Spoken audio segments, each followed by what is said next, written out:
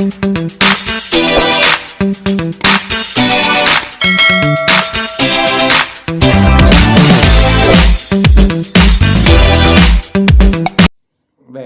warahmatullahi wabarakatuh. Ini kuliah semester pendek dan terpendek. Ya.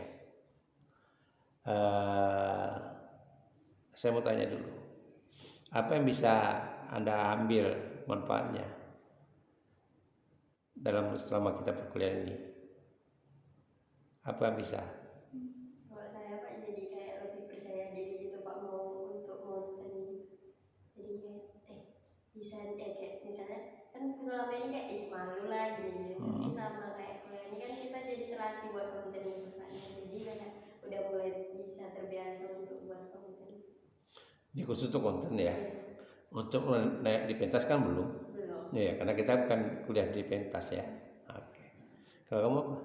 Saya sama sih Pak, termotivasi untuk lebih mendalami lagi dunia sosial media, karena kan selama ini sosial media cuma dipakai untuk main-main aja, nggak memanfaatkan apa-apa gitu. Tapi kalau udah tahu, jadi harusnya gini loh, bisa diginikan sosial media itu bisa bikin konten, banyak hal yang bisa kita lakukan gitu. Iya.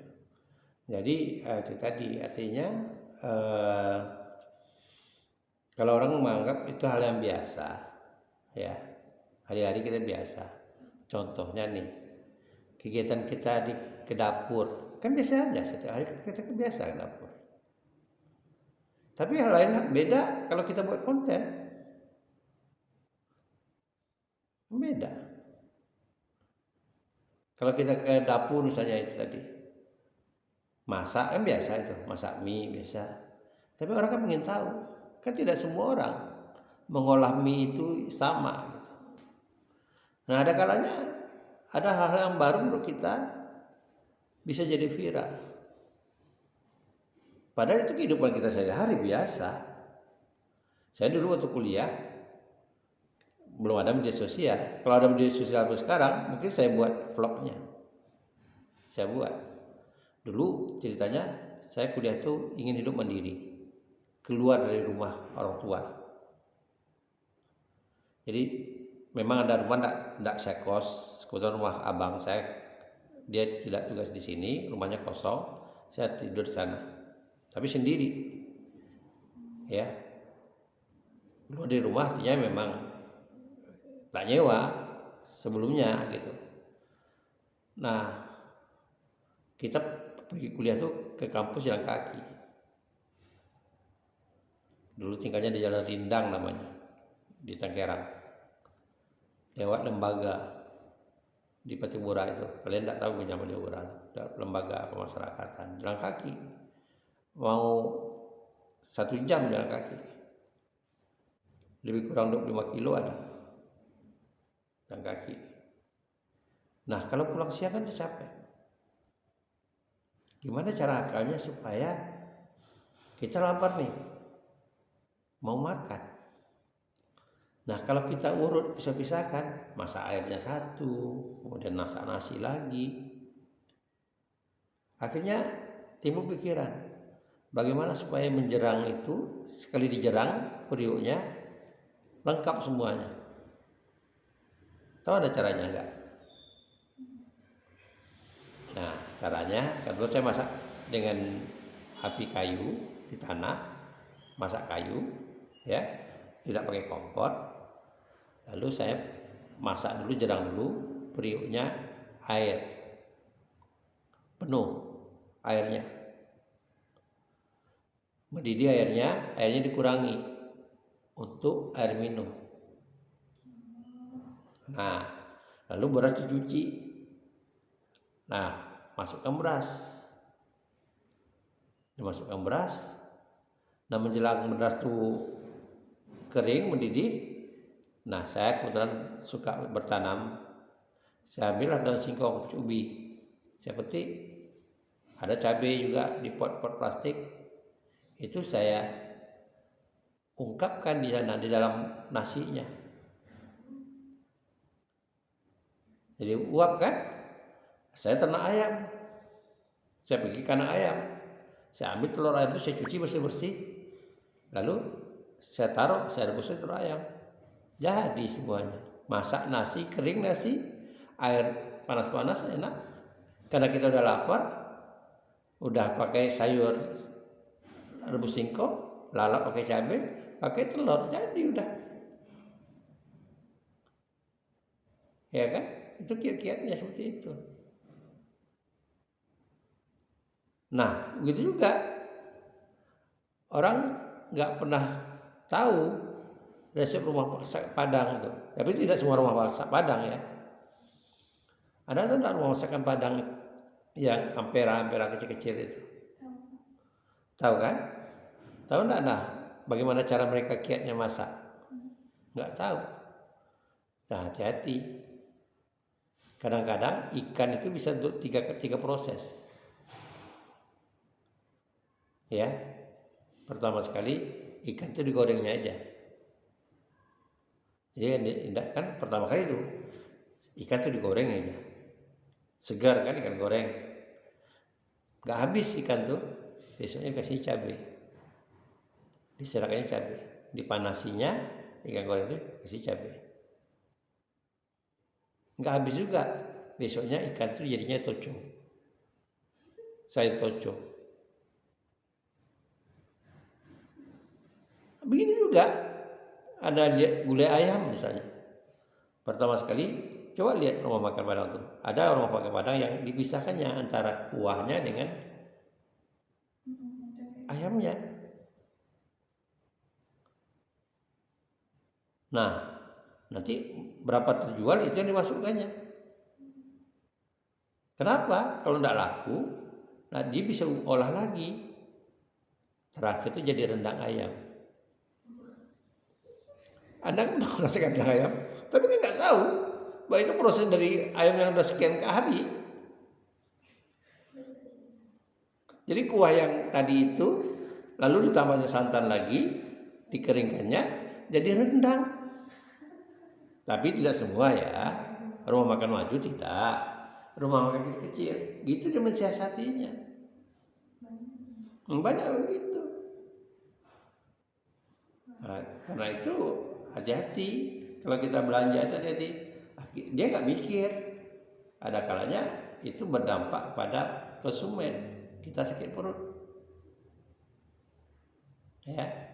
Jadi hati-hati kalau mau beli ramas juga hati-hati. Ya mau beli ramas itu siang-siang, nanti jam 10 tuh atau jam 11 tuh itu biasanya gulai-gulai baru masak ya, panas-panas gitu. Begitu. Tapi saya katakan itu tidak semua ya, tidak semua. Gitu. Tapi itu kiat-kiat seperti itu bisa kita ajarkan. Gimana supaya kita tidak ini gitu. Bahwa tidak membazir, tidak terbuang gitu. Sama sebetulnya hal-hal yang gitu sama yang dilakukan di bakeri-bakeri itu. Roti-roti. Kan kita pernah beli roti yang kering kan? Itu kan ada roti yang pada mulanya basah. Nggak laku, dikeringkannya. Nah, kita jadi harus dikering gitu. Tapi kalau sudah berjamur, barulah dia opernya jadi makanan ikan diolah. Gitu. Jadi maksud saya itu namanya kiat-kiat, ya. Tutorial kiat. Ada hal-hal yang baru yang menurut kita itu terkadang tidak semua yang informasi yang kita dapat, ya. Yang kita tahu, orang tahu, atau yang orang tahu kita tahu, tidak semua. Kadang-kadang ada hal yang orang melakukan percobaan, atau berhasil. Ini contoh lagi, dan itu saya lakukan. Anda tahu daun kates? Nah, tahu tidak daun kates itu penjemur rambut? Kalau lidah buaya dia biasa, bisa menghitamkan rambut. Saya ini sudah coba, walaupun belum rutin ya. Nah, rambut saya ini tidak kayak Pak mengatur, kan nggak menghitam dari daun kates. Jadi campur ke atas. Berproses. Sini udah mulai menghitam. Itu saya dapatnya di media sosial. Diremas lalu kata campuran diremas lalu diapakan ke rambut, dibiarkan. Tapi kalau lidah buaya udah biasa, udah banyak orang tahu. Ya, udah banyak orang tahu. Jadi oleh karena itu kadang orang dengan bereksperimen, sama juga kalau kita lihat di media sosial banyak bagaimana orang bereksperimen dengan tanaman. Ya, orang bereksperimen dengan tanaman. Jadi orang bisa nanam terung tapi buahnya pisang. Buahnya pisang. Gitu. Ini bisa beragam-ragam, orang bisa buat macam-macam orang buat gitu. Nah, saya tadi pagi saya melihat bagaimana orang membibitkan jantung pisang itu, jadi dia jantung pisang kan tidak pernah kita tahu. Kita biasa kita sayur aja kan. Kalau orang-orang untuk yang melahirkan tuh bagus, jantung pisang itu bagus untuk apa air susu ibu. Nah itu dipotongnya tangkainya kelapa tetap seperti itu, lalu di tangkai itu ditaruhnya ke bawang bombay. Ya, ditanam bawang bombay, dipotong bawang bombay, susunya taruh tanam, sirami, tahu muncul batang pisang. Jadi macam-macam percobaan orang. Dari situ orang bisa mencoba hal-hal seperti itu. Jadi kalau ada hal-hal yang baru menurut Anda yang Anda bisa lakukan dan itu bermanfaat bagi orang, ya kenapa tidak? Dulu saya waktu awal-awal tahun ngajar, saya suka desain baju sendiri. Bukan desain ya, artinya membuat baju. Lebih suka saya jahit baju loh, beli bahan. Karena saya tak suka baju itu banyak dilihat orang. Dulunya, kalau sekarang ya udah ada waktu lagi. Dan saya nggak punya tukang jahit.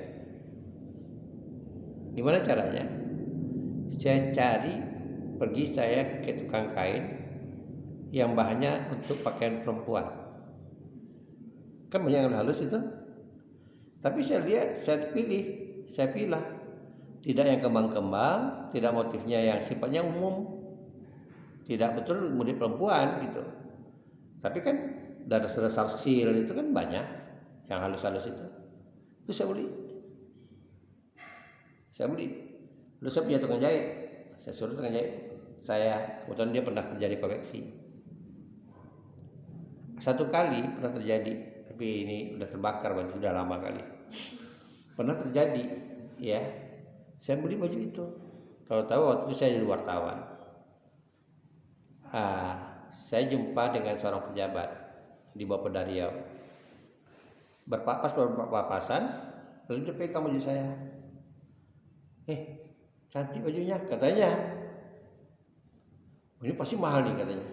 Harganya pasti mau 1 juta. Saya ketawa aja. Enggak, biasalah saya bilang. Enggak lah, ini sutra ya katanya. Enggak, saya bilang, biasa aja. Tahu enggak? Bahannya saya beli berapa? Waktu itu ya, bahannya saya beli 50.000, upah jahitnya 25.000, 75.000. Nah satu kali saya jalan-jalan, ada yang mau saya cari pakaian anak mau lebaran di mall. Ada di mall Pekanbaru itu ada nama toko Mitra. Nah di toko itu ada baju yang bahannya persis bahan saya, baju kemeja cowok. Persis baju yang itu yang saya buat. Harganya tahu gak? Memang hampir 1 juta. Jadi begitu besarnya keuntungan orang. Nah itu kalau kita rajin ya. Dulu saya ada beberapa baju yang tidak pernah dipakai orang gitu, orang cari nggak pernah gitu. Tapi karena bahannya itu tadi bahan dari kan biasa tuh kan dijual kain itu kan ada yang ini perempuan gitu. Situ yang saya beli. Nah, kiat-kiat seperti itu misalnya, atau misalnya Anda punya kiat-kiat bagaimana mensiasati pakaian-pakaian yang sudah lama kita pakai supaya dia modis, ya, supaya dia kelihatannya modis sekali nih. Pernah enggak Anda merancang baju yang Anda pakai sekarang nih supaya dia kelihatan baru modelnya? Gak pernah kan? Pernah. Baju gamis, Pak. Baju gamis. Nah, ini kalau saya lihat seperti ini, Anda tinggal menggunakan selendang Anda. Anda bisa buat kayak renda, ditambah renda, kayak tambah apa gitu yang warna. Jadi baru lagi. Memang ya kalau kita tidak mau ongkos, kita harus pada jahit. Sekarang kan banyak jahit yang kecil, yang mini gitu. Tinggal eksperimen. Ya, tinggal eksperimen aja gitu. Nah, seperti itulah gitu. Kita harus lihat jadi suasana jadi berubah gitu. Bagi kita ada penyegaran lagi. Nah, ketika kita buat konten, orang tertarik dengan konten kita. Pasti tertarik. Karena tidak semua orang yang mampu beli baju baru. Satu, yang kedua, orang ingin memanfaatkan juga baju-bajunya yang baru, yang lama itu agar kelihatan baru. Ya, agar kelihatan baru. Gitu. Jadi itu contoh yang saya katakan, bentuk-bentuk yang bermanfaat dan bagi kita dan bermanfaat juga bagi orang lain. Dan pada prinsipnya kita memberikan tuntunan pada orang. Gitu. Oke. Nah, jadi cobalah cari, ya, apakah makanan, apakah menjahitnya. Tadi pagi saya nonton ada orang membuat kontennya itu masalah ban Honda, tahu kan ada pentilnya itu, pentilnya yang ada tempat masuk angin, pipanya itu. Nah, ada di Jawa itu orang tuh suka memperbaiki ban itu yang bocornya di pangkal benennya itu. Ini vlognya itu. Jadi diambilnya yang lama, dia gunting, lalu lubang yang lama ini dia tempel lagi. Tapi sebelum dia tempel, itu dia dimasukkannya ke dalam ban itu. Dimasuk ke dalam, lalu pas sudah dikeringkan, udah ditempel, dia tembus, dia pukul, ditembuskannya dipatah lagi, lalu dikasihnya lagi karet, baru kuncinya. Simpel. Gitu. Tapi bermanfaat bagi orang-orang tahu gitu. Karena itu enggak semua orang tahu ya. Seperti itu. Nah, kemudian saya mencoba lihat konten orang buat es krim yang praktis gitu. Tiba-tiba dia buat es krim di wadah gitu. Es krim gulung. Bukan itu. Es krim gulung artinya ada wadah, di wadah kalau di apa tuh tempat orang masak, ya. Tapi ini membuat benda itu cepat kering. Jadi aduk aja tuh di wadah itu. Tahu kan? Di wadah kayak dikatakan kuali tidak, ya stainless lah gitu. Tapi mungkin ada pendinginnya di bawah. Wadah itu dia serakkan air, adonan-adonannya cair, lalu lama-lama mengering, dia gulung, ya kan? Dan itu kan orang asumsi buat es krim itu kan di kulkas, ini kan tidak, simple gitu. Nah, itu yang saya katakan, artinya media sosial itu ya kalau kita ingin belajar, mau berbisnis, mau hal-hal yang lain, itu banyak sekali. Karena itu saya selalu katakan pada mahasiswa, media sosial HP Anda itu sebetulnya pustaka berjalan. Nah, sebetulnya itu pustaka berjalan gitu. Banyak hal yang positif yang bisa kita pelajari untuk apa kita, ya, untuk kita supaya kita bisa belajar lebih bagus. Gitu. Gitu. Karena kan tidak semuanya kita mampu mengadakan, tidak semuanya kita mampu membeli. Jadi kita bisa memanfaatkan apa-apa yang ada. Gitu. Oke, nah carilah yang terakhir nih. Anda dibebaskan mau cari apa, buat apa gitu. Nah, misalnya saya beri contoh di Pekanbaru ini banyak nanas. Nah, nanas itu mau dijadikan apa? Kalau di Malang, jangankan nanas, Anda pernah enggak makan kerupuk atau apa, kayak keripik semangka? Nah, kenapa pernah kan? Itu di Malang udah dikeringkan orang, jadikan keripik semangka. Bayam udah jelas, bayam itu yang kering, dikasih tepung, ya kan, digoreng. Ini semangka yang air, kandungan air. Nanas, tahu nggak nanas? Itu kan dijadikan keripik juga bagi orang. Anda pergi ke atas tuh, ke Ribu Panjang namanya, lewat dari UIN ke atas, itu ada pabriknya kerupuk. Nanti di presnya, sudah digorengnya, di presnya minyaknya supaya minimalis, di vakumnya gitu. Gitu. Kalau di Malang, di Jawa tuh mau apel, mau apa aja buah, dia dikeringkannya jadikan oleh-oleh keripik. Karena aneh sebelum kita kan tidak ini gitu. Tapi karena aneh itu membuat orang penasaran, orang pengen. Di Pekanbaru, Anda pernah enggak lihat apa makan keripik kulit ikan patin? Di Pekanbaru udah ada. Mahal loh keripik ikan patin. Kulitnya itu dijadikan keripik. Udah di packing bagus gitu. Jadi ada hal baru, orang yang udah jadi penasaran gitu. Jadi penasaran dulu pada, karena itu kalau di mahasiswa itu dulunya, nggak tahu sekarang ya, ada namanya PKM. PKM itu kita berlomba mengajukan proposal, nanti pusat akan mengeluarkan dana untuk modalnya. Dan kita dari anak teknik dulu pernah waktu saya WA3 keluar dapat dana bakso ikan patin, cuma nggak dikembangkannya. Jadi bakso ikan itu udah biasa, tapi karena ikan patin itu ciri khasnya banyak di Riau, cuma nggak tahu saya masalah bisnisnya apa itu. Nanti hitungan bisnisnya gimana gitu. Tapi jadi terkenal di Jawa bakso ikan patin, banyak mau coba. Karena ikan patinnya orang penasaran gitu. Apalagi sekarang hal-hal seperti itu kita bisa buka peluang bisnis. Orang online aja dari Singkara, tahu Sumbar Singkara tahu?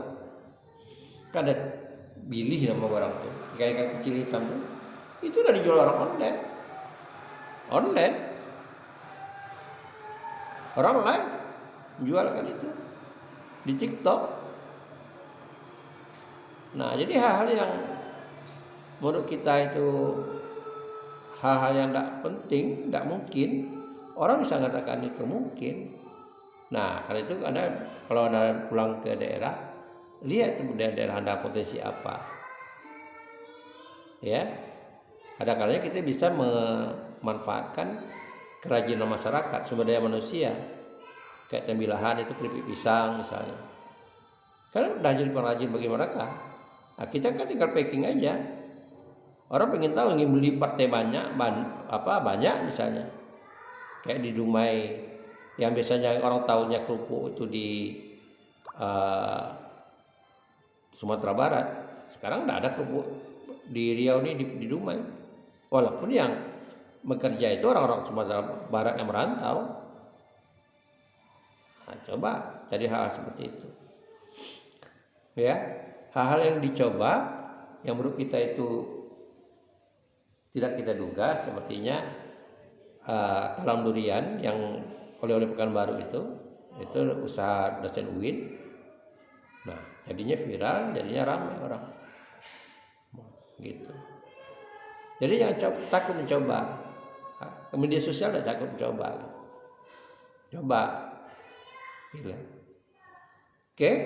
Nah, itu aja dari kita dan mudah-mudahan organisasi bisa disiapkan. Nanti saya kontak Dotlo gimana caranya supaya nilainya bisa saya masukkan.